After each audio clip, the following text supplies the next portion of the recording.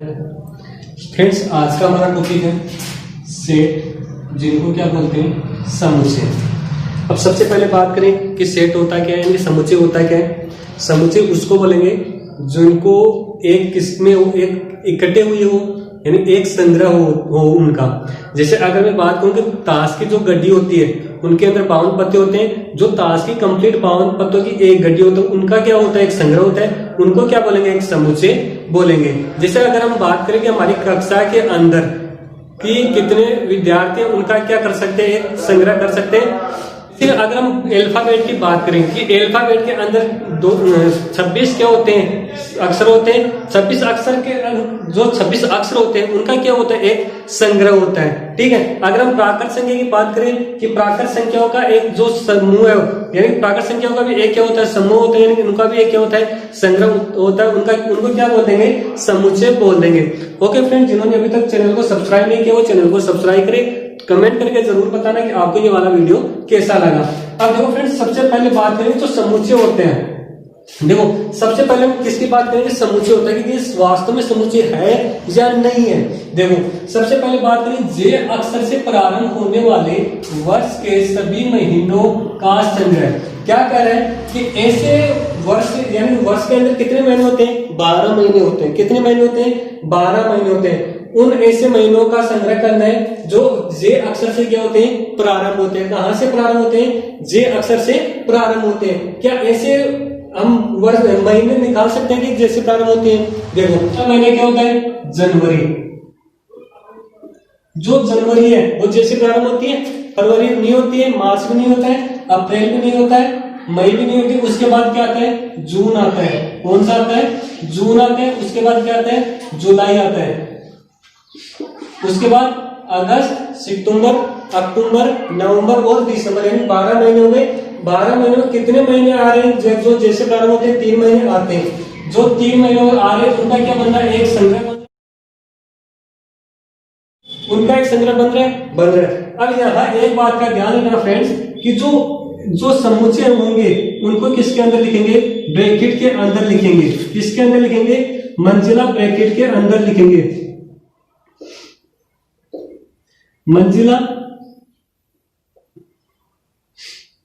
मंजिला कोष्टक या ब्रैकेट, मंजिला कोष्टक या ब्रैकेट के अंदर लिखेंगे जो समुच्चय बनेंगे। ठीक। अब देखो भारत के 10 सबसे प्रतिभाशाली लेखकों का संग्रह। मुझे ये बताओ कि भारत में ऐसे 10 प्रतिभाशाली कवियों का, लेखकों का संग्रह बना सकते हैं कि जो क्या है, प्रसिद्ध होते हैं। तो मुझे ये बताओ कि इनका संग्रह हो सकता है क्या, इनका संग्रह नहीं हो सकता है। इनका संग्रह नहीं हो सकता है। क्यों नहीं हो सकता है, क्योंकि मान लो कि जो कवि या जो लेखक मुझे पसंद है तो जरूरी तो नहीं है कि वो आपको भी पसंद हो। जो आपको पसंद है जरूरी तो नहीं है वो तीसरे को पसंद होगा। तो ऐसे जो लेखक है इनका क्या नहीं बना सकते, संग्रह नहीं बना सकते, यानी कि ये समुच्चय नहीं है। क्या नहीं है, समुच्चय नहीं है।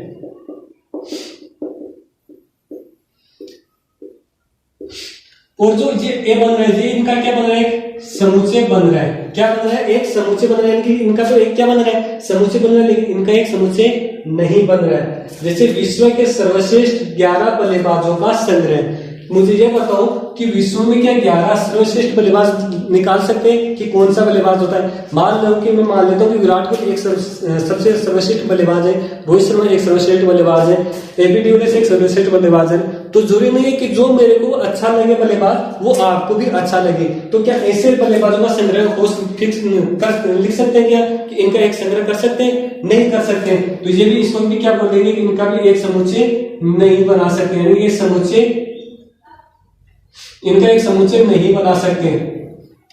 ओके। अब देखो अगला क्वेश्चन क्या है, आपकी कक्षा के सभी बालकों का संग्रह। ठीक है, आपकी कक्षा के सभी बालकों का संग्रह की कक्षा के अंदर फिक्स स्टूडेंट होते हैं कि आपकी कक्षा के अंदर कितने स्टूडेंट है ये आपको पता है। तो इनका क्या बना सकते हैं, समुच्चय बना सकते हैं। क्या बना सकते हैं, तो इनको क्या बोल देंगे, इनको समुच्चय बना सकते हैं, समुच्चय बन सकता है। ठीक है, तो इनका समुच्चय क्या हो जाएगा, बन जाएगा। इसको इसलिए क्या बोल देंगे, इनका एक समुच्चय बना सकते हैं। ठीक है। उसके बाद देखना 100 से कम सभी प्राकृत संख्याओं का संग्रह है। हमारे को पता है कि प्राकृत संख्या कहां से स्टार्ट होती है, यानी 1 से प्रारंभ होती है और अनंत तक चलती है। तो क्या प्राकृत संख्याओं यानी जो 100 से कम उन सभी प्राकृत संख्याओं का समुच्चय बना सकते हैं क्या? बना सकते हैं। देखो कैसे बनाएंगे। मान लो कि जो प्राकृत संख्या ठीक है, नेचुरल नंबर का क्या बनाना है, हमारे को संग्रह बनाना है, यानी कहां से 1 से कम कहां तक 100 तक। तो मुझे तो प्राकृत संख्या 1 से स्टार्ट होती है, 2 3 4 2.99 तक हो रही है। क्या ये 100 से कम सभी प्राकृत संख्या आ रही है क्या? आ रही है। तो मुझे ये बताओ इनका क्या बना सकते हैं, समुच्चय बना सकते हैं क्या?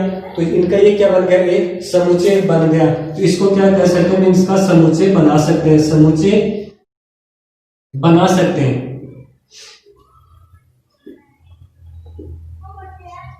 अगला क्वेश्चन देखो, लेखक प्रेमचंद द्वारा लिखित उपन्यासों का संग्रह। देखो फ्रेंड्स यहाँ क्या कह रहा है, प्रेमचंद द्वारा लिखित उपन्यासों का संग्रह। क्या कह रहा है लेखक, या जो प्रेमचंद है उनके उपन्यास है वो उसी ने लिखे, यानी उनका क्या होता है, एक फिक्स संख्या होती है कि कितने उपन्यास लिखे वो हम बता सकते हैं। तो इनका क्या बना सकते हैं, समुच्चय बना सकते हैं। क्या बना सकते हैं, समुच्चय बना सकते हैं, बना सकते हैं। अगर यहाँ प्रेमचंद का नाम नहीं होता है तो फिर क्या उपन्यासों का संग्रह कर सकते हैं क्या? नहीं कर सकते। क्यों नहीं कर सकते कि ऐसे तो लाखों हजारों लाखों लेखक होंगे जिनके उपन्यास हैं। ठीक है फ्रेंड्स, देखो अगला क्वेश्चन क्या है, सभी समपूर्णांकों का समूह है, यानी सभी इनका क्या बनाना है, एक समुच्चय बनाना है। कौन सी का, सभी समपूर्णांकों का संग्रह करना है कि इनका समुच्चय बनाना है। तो मुझे ये बताओ सबसे पहले की बात करूं, सबसे पहले जो पूर्णांक होते हैं, पूर्णांक संख्या होती है, मुझे बताओ पूर्णांक संख्या बोलेंगे किसको, यानी पूर्णांक संख्या उसको बोलेंगे जिसके अंदर 0 हो, प्लस की संख्या हो, माइनस की संख्या हो, यानी 0 के पॉजिटिव और नेगेटिव दोनों तरफ की संख्या को क्या बोलेंगे, पूर्णांक संख्या बोलेंगे। तो क्या इसका एक संग्रह बन सकता है क्या? बन सकता है। देखो मान लो कि हमारे पास सबसे पहले 0 क्या पूर्णांक संख्या है, ठीक है। उसके बाद 2 4 6 2 ऐसे आगे तक चलती जाएंगी, ठीक है। माइनस में भी होती है तो -2 -4 2 ऐसे आगे तक चलती जाएंगी। तो क्या इनके अंदर जो आ रही है संख्या वो क्या सम संख्या है? सम संख्या है क्या? वो पूर्णांक संख्या है। तो ये प्लस की हो गई, ये प्लस की हो गई और ये माइनस की हो गई, यानी कि हम इनका क्या कर सकते हैं, संग्रह कर सकते हैं। तो ये संग्रह कर सकते हो, इनका क्या बोल देंगे, ये समुच्चय है। इस अध्याय में आने वाले प्रश्नों का संग्रह है, यानी कि अब क्या करना है, बताना है कि इस अध्याय में जो हम पढ़ रहे हैं तो उनके अंदर बता सकते हैं कि इनके अंदर कितने प्रश्न है, बता सकते हैं। तो कि हमारे को पता है कि इस अध्याय में 5 क्वेश्चन होंगे, 10 क्वेश्चन होंगे, 6 क्वेश्चन होंगे, 8 क्वेश्चन होंगे, जितने भी क्वेश्चन होंगे तो क्या उनका समुच्चय बन सकता है क्या?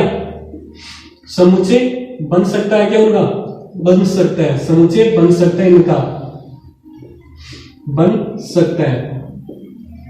देखो विश्व के सबसे अधिक खतरनाक जानवरों का संग्रह। मुझे ये बताओ कि विश्व के ऐसे क्या खतरनाक जीवों का या जानवरों का संग्रह कर सकते हैं क्या? क्या विश्व में सबसे खतरनाक जानवरों का संग्रह कर सकते हैं क्या? नहीं कर सकते।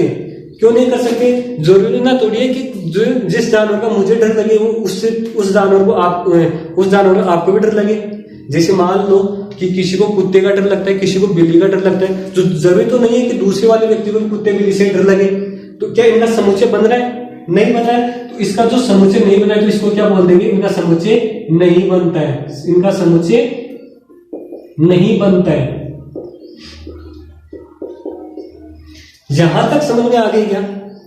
ठीक है, जहां तक समझ में आ गई तो उसके बाद अब बात करते हैं कि जो समुच्चय होते हैं, ठीक है, उनको कितने में लिखेंगे, 2 रूप में लिखेंगे। कौन सा रूप? एक तो होता है रोस्टर रूप। कौन सा रूप? रोस्टर रूप। और दूसरा होता है समुच्चय निर्माण, समुच्चय निर्माण रूप, यानी कि इसको क्या बोल देंगे, सेट बिल्डर फॉर्म। अब याद ध्यान देना कि रोस्टर रूप क्या कैसे लिखेंगे और समुच्चय निर्माण कैसे लिखेंगे, या किसको बोलेंगे रोस्टर रूप, किसको बोलेंगे समुच्चय निर्माण रूप। यहां देखना कि देखो सबसे पहले अगर मैं बात करें रोस्टर, यानी एक चीज का हमेशा ध्यान रखना, जो समुच्चय होगा क्या होगा, समुच्चय बनाएंगे तो उसको किसमें बनाएंगे, ब्रैकेट के अंदर जरूर लिखेंगे। अगर समुच्चय बना रहे तो उनको किसमें लिखेंगे, ब्रैकेट के अंदर लिखेंगे, तभी ही उनका क्या बनेगा, एक समुच्चय बनेगा, वरना उनका समुच्चय नहीं बनेगा। देखो रोस्टर रूप के अंदर की क्या होता है कि मान लो कि हमारे ऐसे बोल दे कि अक्ष कोलन, जो ये दो बिंदु है इनको क्या बोलते हैं, कोलन बोलते हैं। क्या बोलते हैं, कोलन बोलते हैं। जो अक्ष है वो क्या है, यानी कि अक्ष अंग्रेजी वर्णमाला के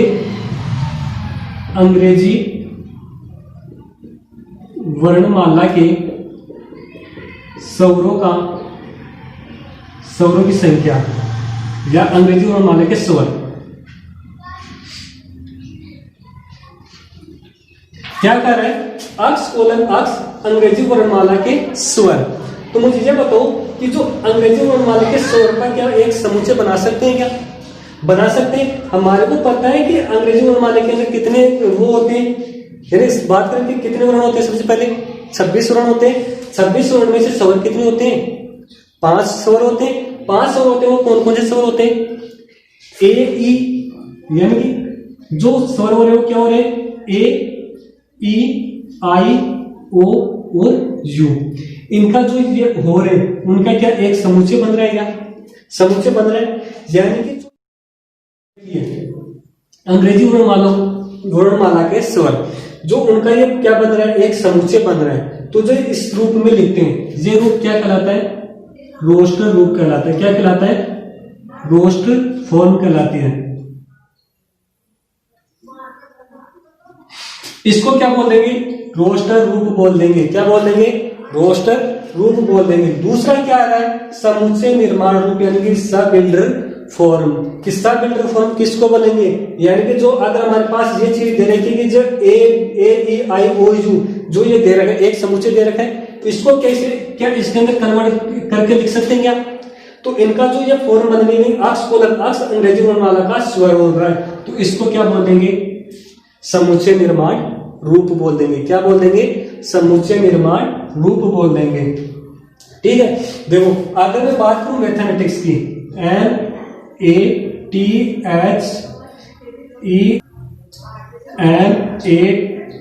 MATHMATICS मैथमेटिक्स हमारे पास क्या दे रखा है, मैथमेटिक्स दे रखा है। इस मैथमेटिक्स का क्या करना है, समुच्चय बनाना है। तो समुच्चय बनाएंगे, तो समुच्चय बना देंगे तो क्या करेंगे, सबसे पहले कि सबसे इनका दो ब्रैकेट के अंदर, ब्रैकेट के अंदर लिखेंगे। क्या आ रहा है यहाँ पे, एम आ रहा है, उसके बाद क्या आ रहा है, ए आ रहा है, उसके बाद टी एच ई। यहां देखना कि एम क्या हो रहा है, दोबारा आ रहा है, तो दोबारा आ रहा है तो क्या करेंगे, हम इसका समुच्चय बना रहे हैं, तो समुच्चय के अंदर क्या करेंगे, सिर्फ एक ही शब्द लिखेंगे। जो दो बार आ रहा है उसको भी क्या करेंगे, एक बार ही लिखेंगे। 2 बार आ रहा है तो 2 बार नहीं लिखेंगे।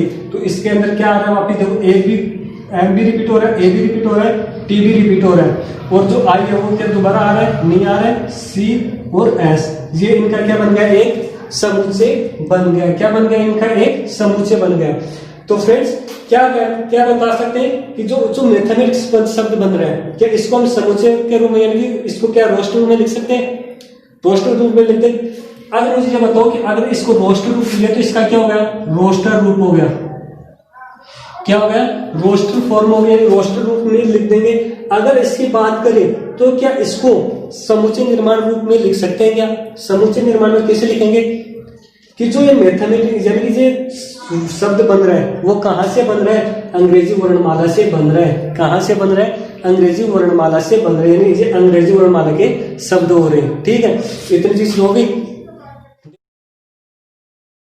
उसके बाद हमारा अगला क्वेश्चन क्या है, एक सेट दे रखा है ए, जिसका जो इसके अंदर अवयव है वो 1 2 3 4 5 और 6 है। इसके अंदर क्या करेंगे, इसे चिन्ह लगाना है कि इसके अंदर कौन सा अवयव है और कौन सा नहीं है।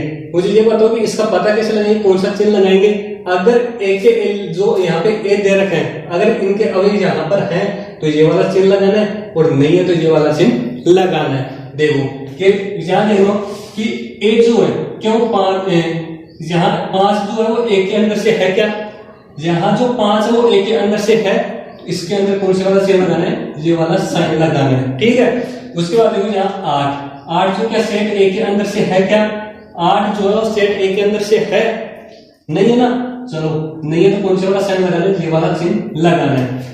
तीसरा देखो 0, क्या 0 सेट ए के अंदर से है, 0 सेट ए के अंदर से है या नहीं है, नहीं है तो कौन सा वाला चिन्ह लगाना है, ये वाला चिन्ह लगाना है। उसके बाद देखना क्या 4 सेट ए के अंदर से है या नहीं है, क्या 4 सेट ए के अंदर से है या नहीं है, तो है तो कौन सा वाला चिन्ह लगाना है, ये वाला चिन्ह लगाना है।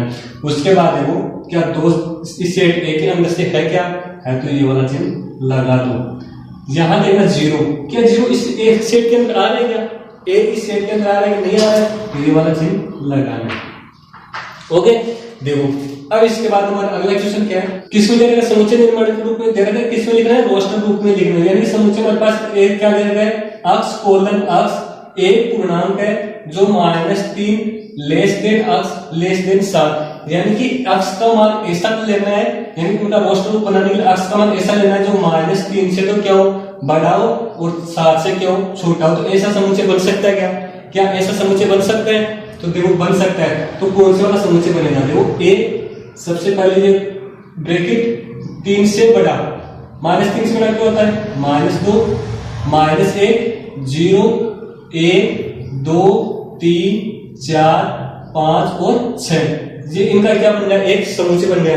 यहाँ पे देखो लेस देन का साइन है इसलिए यहाँ पे 7 नहीं लिख सकते, अगर लेस देन इक्वल टू का चिन्ह होता है यानी यहाँ पे एक और ऐसे लाइन होती तब यहाँ पे कह देते कि 7 इसमें शामिल होगा अन्यथा नहीं होगा, ठीक है। अगर यहाँ पे भी ये यहाँ पे ऐसा साइन और आ जाता तब क्या कह सकते थे कि यहाँ पे 3 और 3 से बड़ी वैल्यू आएगी, यहाँ अगर यहाँ होता तो 7 और 7 से छोटी वैल्यू यहाँ आएगी, तो उनका क्या बना सकते हैं, एक समुच्चय बना सकते हैं। तो यहाँ नहीं दे रहा है तो ये क्या बन गया, इनका एक समुच्चय बन गया है।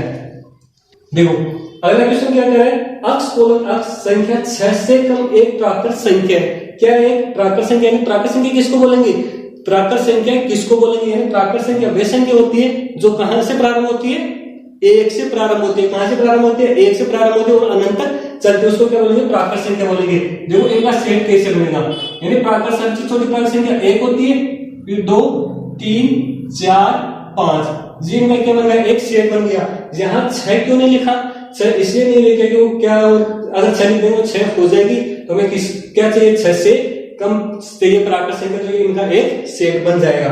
देखो इसके बाद हमारा अगला क्वेश्चन क्या है, अक्ष कोलन अक्ष 2 अंकों की ऐसी प्राकृत संख्या जिसके अंकों का योगफल क्या होना चाहिए, 8 होना चाहिए, क्या होना चाहिए, अंकों का योगफल 8 होना चाहिए। तो ऐसे 2 अंकों की प्राकृत संख्या क्या होगी, ऐसी 2 अंकों की प्राकृत संख्या कौन सी होगी, इनका सेट बन सकता है क्या, इनका सेट बन सकता है क्या, ये बताओ, बन सकता है। तो देखो कैसे बनेगा, यानी जो सेट बनेगा वो कैसे बनेगा, 2 अंकों की होनी चाहिए, तो मुझे ये बताओ 2 अंकों की सबसे छोटी यानी बात करें तो जिनका योगफल क्या होना चाहिए, 8 होना चाहिए, तो सबसे छोटी क्या होगी, 17 होगी, कौन सी होगी, 17 होगी, एक तो यानी 1 और 7 इन दोनों को मिलाएंगे तो कितने हो जाएंगे, 8 हो जाएंगे, क्या होगी। देखो उसके बाद अगर हम बात करें तो कौन सी हो जाएगी, 26, यानी कि 2 और 6 कितने हो गए, 8 हो गए इनका योग, तो 26 हो गई। उसके बाद बात करें 35, देखो इन दोनों को मिलाओ कितने हो गए, 3 और 5 कितने हो गए, 8 हो गए, योगफल 8 हो रहा है। देखो उसके बाद बात करें 44, 4 और 4 कितने हो गए, 8 हो गए, इनका योगफल 8 हो गया। उसके बाद बात करें 53 क्या हो रही है, इनका योग 8 हो रहा है, तो ये भी क्या बन गया इसका सब आगे।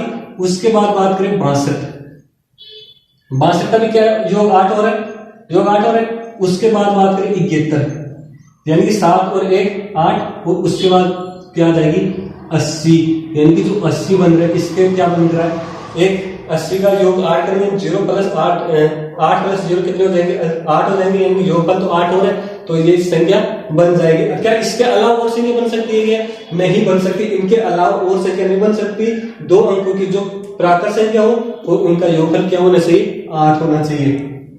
अक्स कोलन अक्स एक अभाज्य संख्या है जो संख्या 60 की भाजक है। किसकी भाजक है? 60 की भाजक है। क्या इसका एक समुच्चय बन सकता है? क्या एक अभाज्य संख्या होगा समुच्चय बन सकता है जो किसकी भाजक हो? 60 की भाजक हो।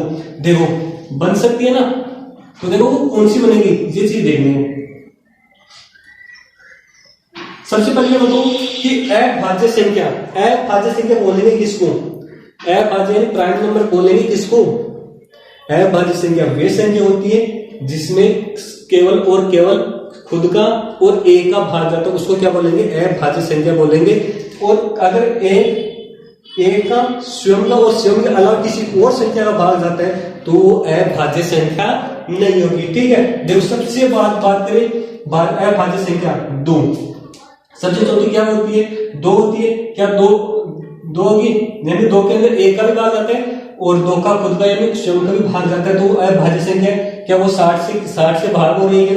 भाग हो रही, तो वो क्या होगी? 2 एक अभाज्य संख्या होगी जो 60 की भी क्या होगी? भाजक होगी। उसके बाद बात करें 3 के अंदर एक का जाता है और 3 स्वयं का जाता है, बाकी किसी और का नहीं जाता है। क्या वो 60 की भाजक है? क्या है ना, तो वो क्या हो जाएगी? 3 हो जाएगी। उसके बाद बात करें 5, 4 नहीं होगी क्योंकि 4 के अंदर 2 का भी भाग जाता है, 4 का भी भाग जाता है और 1 का भी भाग जाता है। हमने क्या कहा कि जिसके अंदर स्वयं का भाग है और 1 का भाग है तो वो क्या होगी? अभाज्य संख्या होगी। अगर तीसरी संख्या और संख्या का भाग जा रहा है तो क्या नहीं हो सकती? अभाज्य संख्या नहीं हो सकती। देखो 4 का नहीं होगी तो कौन सी होगी? 5 होगी। 5 60 की भाजक है। उसके बाद आती है 7 के अंदर 60 की भाजक नहीं है। उसके बाद आती है 11 भी 60 की भाजक नहीं है। 13 भी 60 की भाजक नहीं है। यानी यही एक ऐसी संख्या जो क्या है? 60 की भाजक अभाज्य संख्या, यानी 60 की भाजक भी है और अभाज्य संख्या भी है। ठीक है, देखो इसके बाद बात करें अगला क्वेश्चन क्या है? ट्रिग्नोमेट्री शब्द के सभी अक्षरों का समुच्चय, यानी इनका क्या बनाना है? समुच्चय बनाना है। किसका? ट्रिग्नोमेट्री शब्द का। देखो ट्रिग्नोमेट्री शब्द का कैसे समुच्चय बनाएंगे? सबसे पहले क्या आ रहा है? टी आ रहा है, टी लिख दो। उसके बाद आर आ रहा है, आर, आई, जी, ओ और एन। अब देखो यहां पे वापस क्या आ रहा है? ओ आ रहा है। तो अगर हम समुच्चय बना रहे हैं तो हमेशा क्या करते हैं? अगर कोई एलिमेंट्स 2 बार आ रहा है तो उसको कितने बार लिखते हैं? एक ही बार लिखते हैं। यहाँ पे 2 बार आ रहा है तो यहाँ पे नहीं लिखेंगे। उसके बाद क्या आ रहा है? एम आ रहा है। उसके बाद क्या आ रहा है? टी आ रहा है। टी दूसरी बार रिपीट हो रहा है तो इसको नहीं लिखेंगे। आर दूसरी बार रिपीट हो रहा है, इसको नहीं लिखेंगे। और क्या आ गया? वाई आ गया। इसका ये क्या बन गया? एक समुच्चय बन गया। ठीक है, अगर हम इसके अगले क्वेश्चन की बात करें, अगला क्वेश्चन क्या है? यानी कि बेटर शब्द के सभी अक्षरों का क्या बनाना है? एक समुच्चय बनाना है। तो देखो सबसे पहले समुच्चय बनाएंगे बेटर का। देखो सबसे पहले क्या आ रहा है? बी आ रहा है। उसके बाद क्या है? ई आ रहा है। उसके बाद क्या है? टी आ रहा है। फिर भी क्या हो रहा है? टी दूसरी बार आ रहा है, इसको नहीं लिखेंगे, सिर्फ एक बार ही लिखते हैं समुच्चय के रूप में। और उसके बाद क्या आ रहा है? आर लिख गया, यानी कि एक बार ही लिखेंगे। उसके बाद क्या आ रहा है? आर आ रहा है। ये इसका क्या बन गया? एक समुच्चय बन गया। याद रखना कि ये चाहे कितनी भी बार यानी एक अक्षर दोबारा भी रिपीट हो, तीसरी बार भी रिपीट हो रहा है, उसको क्या करते हैं? समुच्चय बन गया। यानी उसको रोस्टर रूप में लिखने के बाद सिर्फ एक ही बार उसको काउंट करते हैं, बाकी काउंट नहीं करते हैं। ठीक है, उसके बाद हम अगले क्वेश्चन की बात करें। अगला क्वेश्चन क्या है? यानी कि समुच्चय निर्माण रूप में लिखना है। किसके रूप में लिखना है? समुच्चय निर्माण के रूप में लिखना है। किसके रूप में दे रखा है? रोस्टर विधि के रूप में दे रखे हैं। रोस्टर रूप में दे रखे हैं, यानी कि क्या बनाना है? सेट बिल्डर फॉर्म के अंदर लिखना है। देखो सेट बिल्डर फॉर्म के अंदर लिखेंगे। पहला क्वेश्चन क्या दे रखा है कि 3, 6, 9 और 12। 3, 6 और 9 और 12 इसको क्या बनाना है? एक समुच्चय बनाना है इनका। यानी किसमें लिखना है? इनको समुच्चय निर्माण विधि के रूप में लिखना है। यानी सबसे पहले क्या लिखते हैं? यानी ये ब्रैकेट हो गया, अक्स कोलन अक्स, इतना लिख दिया। अब मुझे ये बताओ जो 3 है, यानी 3, 6, 9, 12, ये क्या हो रही है? एक प्राकृत संख्या है। यानी प्राकृत संख्या जो किसकी गुणज है? 3 की गुणज है। यानी कि अक्स कोलन अक्स, जो यहाँ अक्स का मान है वो क्या है? 3 का गुणज है। किसका गुणज है? 3 का गुणज है। और जो अक्स की मान दे रहे हो 3 का गुणज है, वो कहां से कहां तक है? यानी कि 1 से लेके 3 अक्स और कहां तक होगा? 4 तक होगा। कहां तक होगा? 4 तक होगा। ये इसका क्या बन गया? एक समुच्चय निर्माण रूप बन गया। इसकी बात करो, देखो इसका क्या बनाना है? समुच्चय निर्माण रूप बनाना है। तो क्या करते हैं? अक्स कोलन अक्स। देखो 2, 4 8, 16, 32। क्या बन रहा है ये? देखो ये इसका गुणज है, ये इसका गुणज हो रहा है, ये इसका गुणज हो रहा है, ये इसका गुणज हो रहा है। मुझे जब इसके गुणज के अलावा और भी कुछ हो रहा है क्या?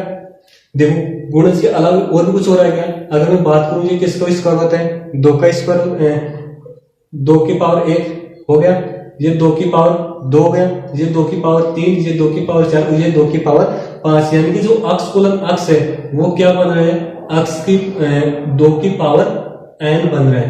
2 की पावर क्या बन रहा है? n बन रहा है। यहां लिख दो कि n क्या है? एक प्राकृत संख्या है, एक प्राकृत संख्या है, प्राकृत संख्या है। यानी कि n का मान कहां तक आ रहा है? 5 तक आ रहा है। कहां तक आ रहा है? 5 तक ही आ रहा है। तो ये इसका क्या होगा? एक इसका समुच्चय बन गया। यानी इसका क्या रूप बन गया? कौन सा रूप बन गया? समुच्चय निर्माण रूप बन गया। उसके बाद हम इसके अगले क्वेश्चन की बात करें तो इसका अगला क्वेश्चन क्या हो रहा है? 5, 25, 125 और 625। इसका भी क्या बनाना है? रोस्टर रूप। देखो ये 5 की घात 1 होगी, 5 का स्क्वायर होगा, 5 का क्यूब होगा, 5 की पावर 4 कितने होते हैं? 625 होते हैं। देखो सेम क्वेश्चन ये वाला हो गया। इसको कैसे करेंगे? अक्ष कोलन अक्ष, यहाँ किसका स्क्वायर हो रहा है? 5 की पावर n हो जा रहा है। क्या होता जा रहा है? 5 की घात n हो रहा है। तो यहाँ n क्या है? प्राकृत संख्या। n एक प्राकृत संख्या, n एक प्राकृत संख्या। वो कहां से कहां तक है? किस किस के बीच में? यानी कि n का मान 4 तक ही है। हमारा अगला क्वेश्चन क्या है? 2, 4, 6 डॉट ऐसे आगे तक चल रही है। तो आगे तक चल रही है तो इसको कैसे लिखेंगे? देखो 2, 4, 6 यानी कि ये सबसे पहले कहां से स्टार्ट हो रही है? 2 से स्टार्ट हो रही है। यानी ये क्या है? एक प्राकृत संख्या है। यहां लिख दो अक्ष कोलन अक्ष। यहां ये क्या है? 2। यहां क्या ये क्या हो रही है? सम संख्या है। 2 भी सम संख्या है, 4 भी सम संख्या है, 6 भी सम संख्या है। यानी ये क्या है? अक्ष कोलन अक्ष सम प्राकृत संख्या है। क्या है? सम प्राकृत संख्या है। ये इनका क्या बन गया? एक समुच्चय निर्माण बन गया। इसके अगले क्वेश्चन की बात करूं तो देखो अगला क्वेश्चन क्या बन रहा है? यहाँ पे ये 1 का स्क्वायर बन गया, ये 2 का स्क्वायर बन गया, ये 3 का स्क्वायर। यहाँ 2 डॉट आगे तक कहां तक चल रहा है? 10 के स्क्वायर तक चल रहा है। तो इसको समुच्चय निर्माण रूप में लिखेंगे तो कैसे लिखेंगे?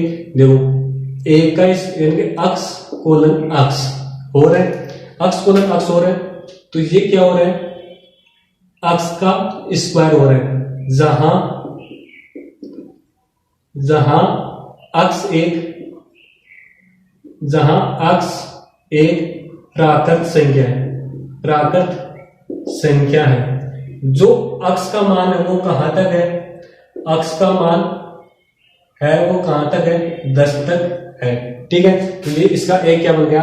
समुच्चय निर्माण रूप बन गया। इसके बाद देखो अगला क्वेश्चन क्या है? एक यानी कि अक्ष कोलन अक्ष एक विषम प्राकृत संख्या है। मैंने दिया समुच्चय निर्माण रूप में दे दिया। मुझे ये बताओ जो हमने ये क्वेश्चन किया है यानी 2, 4 से ये क्या है? एक सम संख्या है। क्या है? एक सम संख्या है। तो सम संख्या यानी प्राकृत संख्या भी है। तो प्राकृत संख्या यानी इसने ये क्या कह दिया? यहाँ पे सम संख्या दे रखा था और इसने किसका पूछ लिया? विषम संख्या पूछ लिया। तो देखो कैसे लिख देंगे इसको? यानी कि जो समूह हमारा सेट बन रहा है वो क्या बन रहा है? देखो पहली विषम संख्या 1 होती है, यानी सबसे छोटी प्राकृत संख्या 1 और विषम संख्या भी क्या हो रही है? 1 हो रही है। उसके बाद 3, 5, 7 डॉट आगे तक चलती जाएगी। उसके बाद हमारा अगला क्वेश्चन क्या है? अक्ष कोलन अक्ष एक पूर्णांक संख्या है जो कहां तक है? -1/2 से अक्ष और 9/2 तक है। तो यहां से क्या बनाना है? एक पूर्णांक संख्या और इसका अक्ष का मान जो है वो इन दोनों के बीच में है। तो यहां से इसका सेट बन सकता है क्या? यहां पर इनका सेट बन सकता है क्या?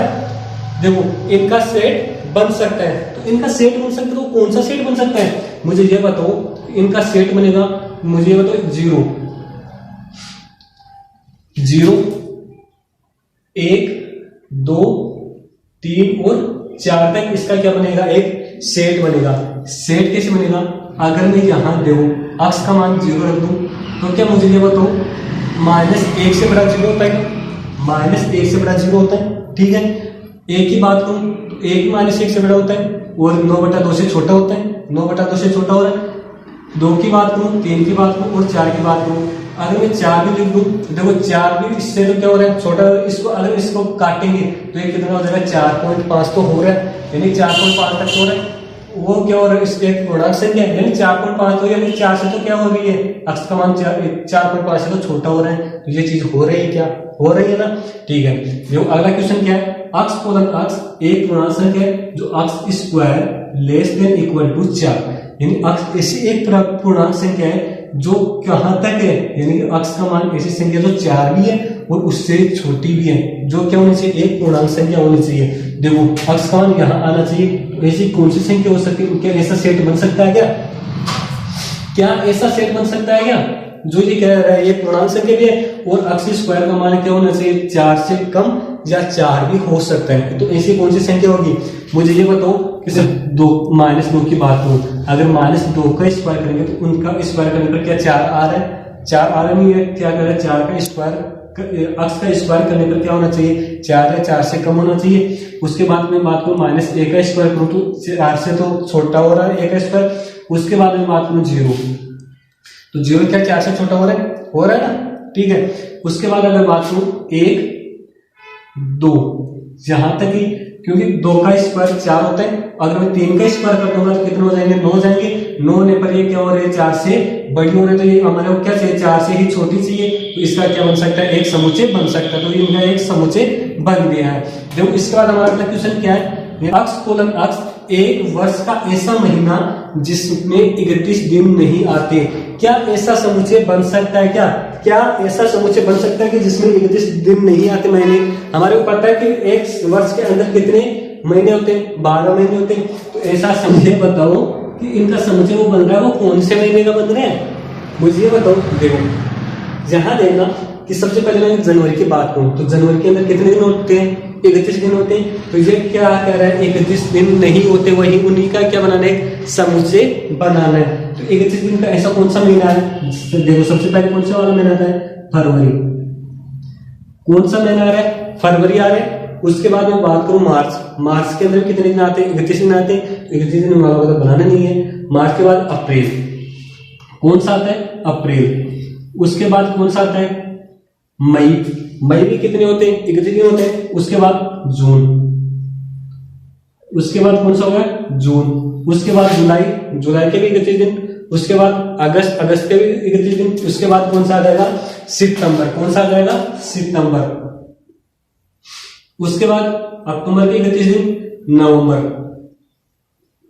और दिसंबर के भी 31 दिन होते हैं। तो ये इनका क्या बन गया एक समुच्चय बन गया है। ओके फ्रेंड्स, कमेंट करके जरूर बताना कि आपको ये वीडियो कैसा लगा। अगर जिन्होंने चैनल को सब्सक्राइब नहीं किया वो चैनल को सब्सक्राइब करें, शेयर करें, लाइक करें। Thank you, best of luck दोस्तों।